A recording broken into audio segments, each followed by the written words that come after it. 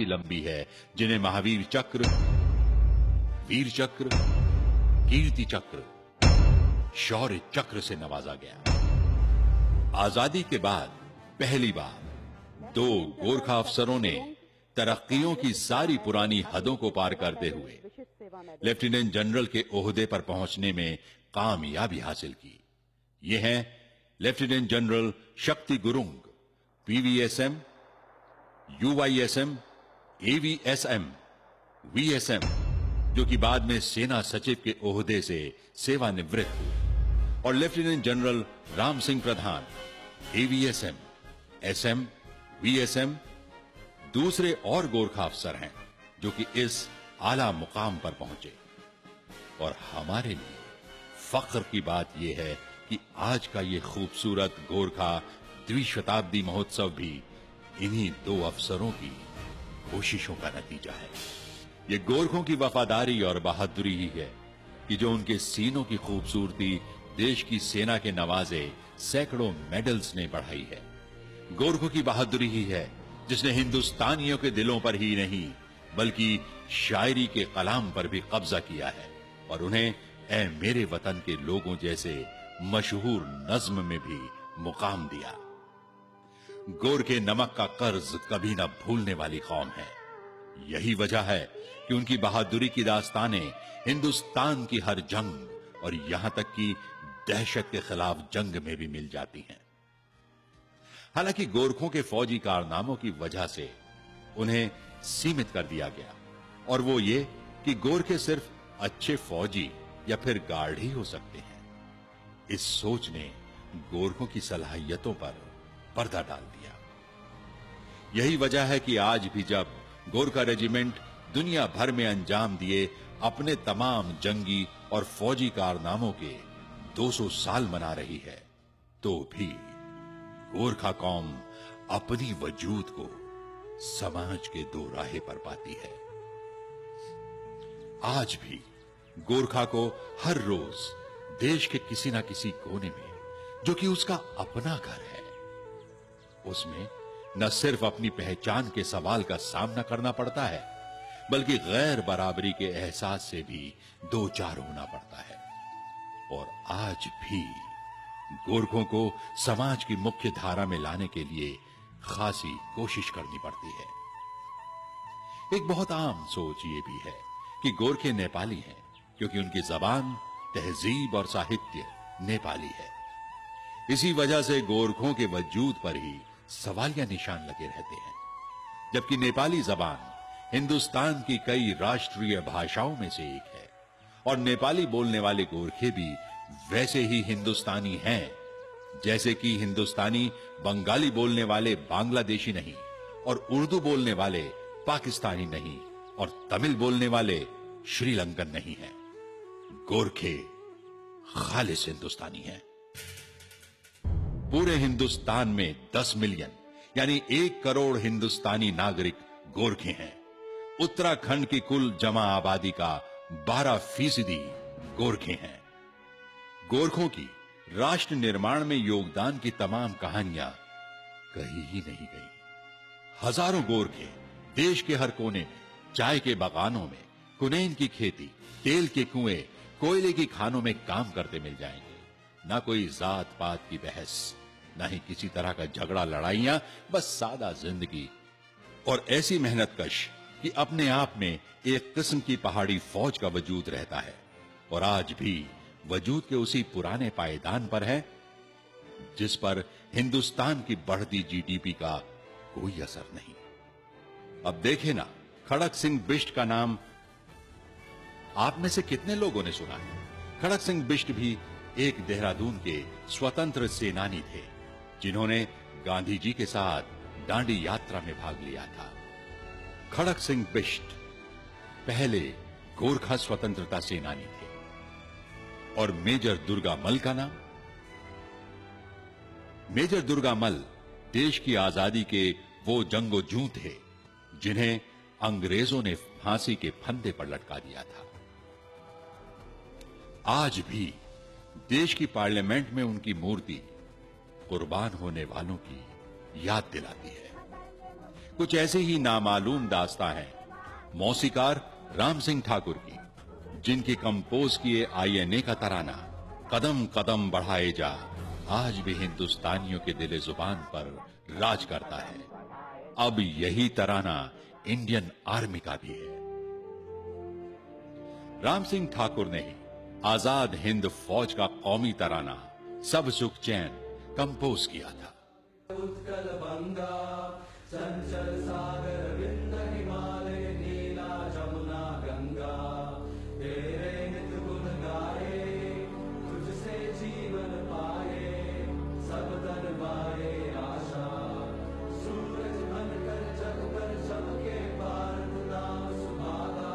जय हो जय हो जय हो जय जय।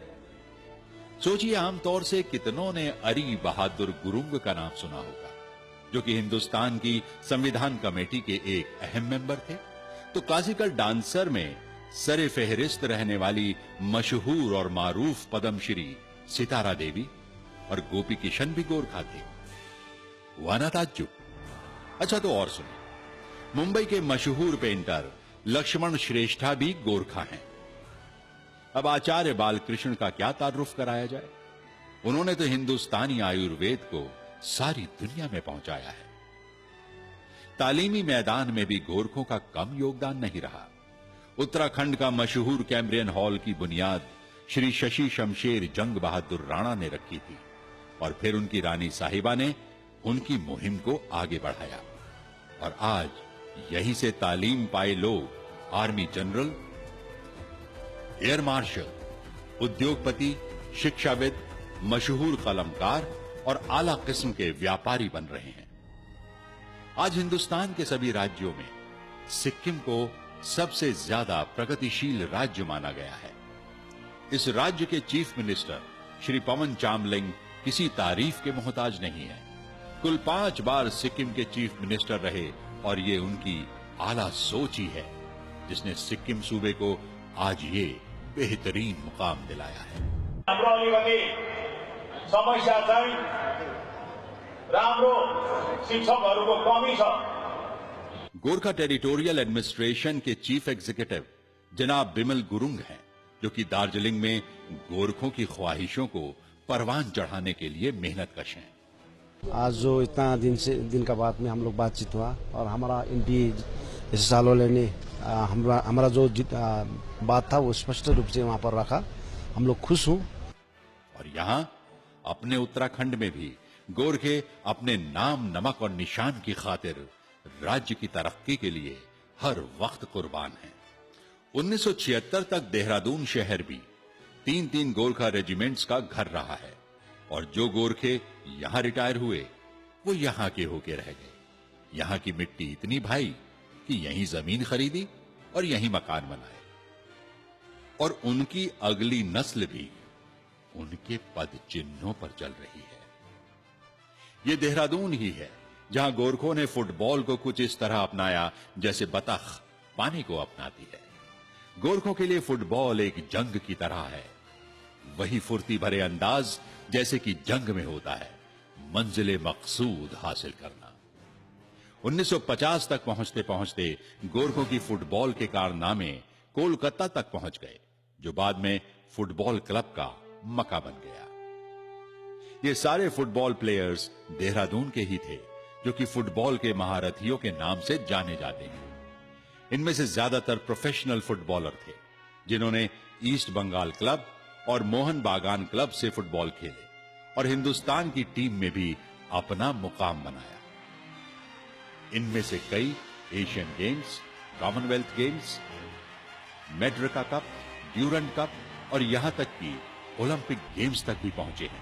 चंदन सिंह रावत, वीर बहादुर गुरुंग, राम बहादुर, अमर बहादुर गुरुंग, उपेंद्र सिंह रावत, श्याम थापा, सीबी थापा को कौन नहीं जानता, और आजकल सुनील छेत्री को सभी जानते हैं।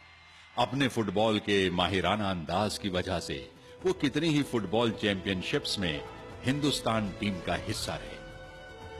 गोरखा सिर्फ फुटबॉल के ही महारथी नहीं थे, बॉक्सिंग में भी उन्होंने अपनी खासी पहचान बनाई है। जैसे कि पदम बहादुर मल ने हिंदुस्तान को एशियन गेम्स में पहला स्वर्ण पदक दिलवाया था और इन्हें अर्जुन अवार्ड से भी नवाजा गया।